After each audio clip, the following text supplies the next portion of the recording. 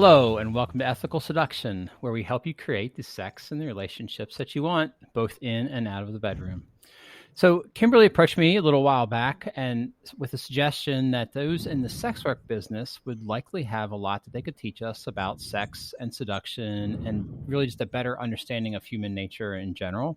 And so, on today's show, Kimberly and I are joined by our friend Ivy Minks, who's in the adult industry, and she does various, I'm just going to say, quote, types of sex work, because I think you do, I know you do a variety of different things, so we'll jump in.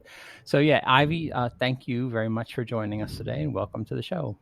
Thank you for inviting me. I'm very glad to be here and communicate a little bit of my knowledge. Yeah. So do you want to kind of give us a little background of like who you are, the types of things you do, like just tell us about yourself? Well, I have actually been in the sex work industry since, I would say officially as of July of 2019, but I dabbled briefly about 3 days after my 18th birthday. So I was always very curious. And from there, I have done professional studio work, my own independent professional work, of course, indie modeling, cam modeling, pretty much anything out there I've done, even a variety of fetish services, but not currently those. It's a very broad career path to take. I mean, there's really anything you can do, from being someone who creates the imagery and networking behind the promotions to the person who's editing the videos, to the person who's actually creating the videos. I mean, I've done a little bit of everything.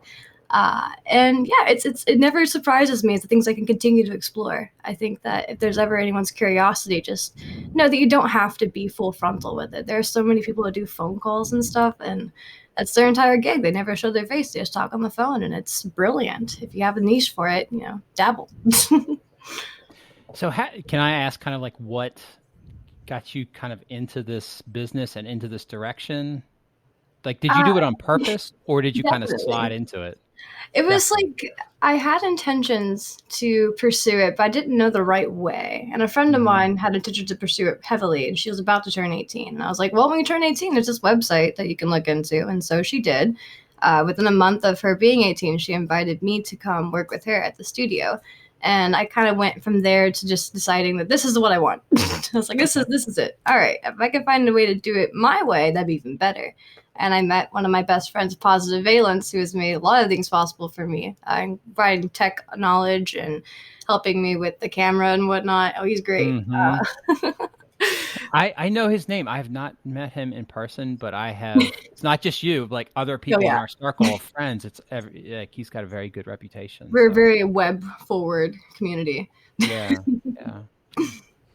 Well, so if we tackle the topic today, of like things that you're going to know, like, again, seriously, Kimberly and I are talking and we're like, there's things like we probably don't even know the right questions to ask. Okay. That like, Ivy Minks is going to have experience with, and she's going to, I'm guessing like, you're just going to know like, oh, these are certain things that probably most people don't necessarily know that would benefit people. So I think the three areas we really want to focus on are like things that you know about sex, things you know about like seduction, but then also I think too, just human nature. I think you're going to have a perspective about human nature that the rest of us maybe don't get to or are not really aware of. And I think that is going to benefit people just to kind of know and hear about. So where do you want to start? Do you want to start? Well, let's say above all, on all those topics, confidence is the most important factor that remains prominent to me. I believe even if you don't have that full confidence for yourself, just to believe that confidence is there at all and to try to nourish and grow that within yourself can really speak volumes in how you interact with others on a romantic level or a flirtatious level or even just a friendship level.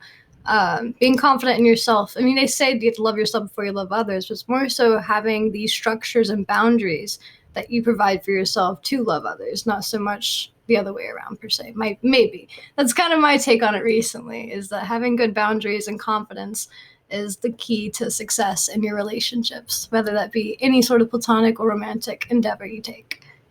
Okay. So I think that's really good advice. I'm just wondering if you had further advice for like how people can build confidence, because I know we get a lot of people sending us messages that are like, okay, you're telling me to be more confident or to approach people, but I don't really know how to do that.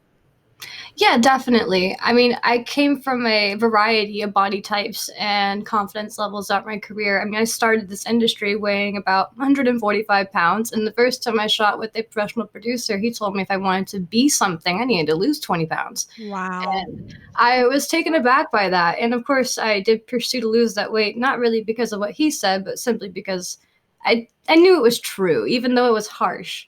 I was an in between. And you can't let the criticism of others diminish your own self value. You have to find other reasons to take pride and confidence in yourself. So, confidence is not necessarily you find yourself physically attractive. You have to find something that you're proud of. One of my moderators, Panda, he tells me all the time, he's I'm not very cocky or confident about anything except for the fact that I'm extremely intelligent, and that he is. And his intelligence carries him all the way. I mean, it gives him the confidence, quote unquote, necessary to perceive himself as, more attractive in my eyes. I find anyone I've introduced him to and they've heard his voice, I mean, he carries himself with a nature that doesn't seem as though there's no hesitation to his words. I think maybe confidence is more how you present yourself in a conversation. So just being able to quickly respond, but not too quickly. You want to actively listen and show that you're paying attention, but at the same time have nourishment to get to the conversation. I'm not sure if that's really a confidence thing, but having hobbies and different resources to bring to the table can give you confidence as well. Knowing you have key points to talk about when you're meeting someone new will lighten the air. I like to compliment people immediately, whether it be something they're wearing, their shirt, their hair, their eyes. Maybe they just have an interesting energy. I'll just compliment the fact that they have a cool aura or something.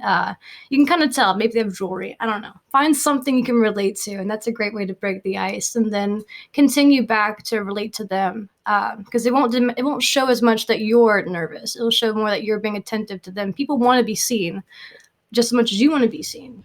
So yeah, I got a little tangent.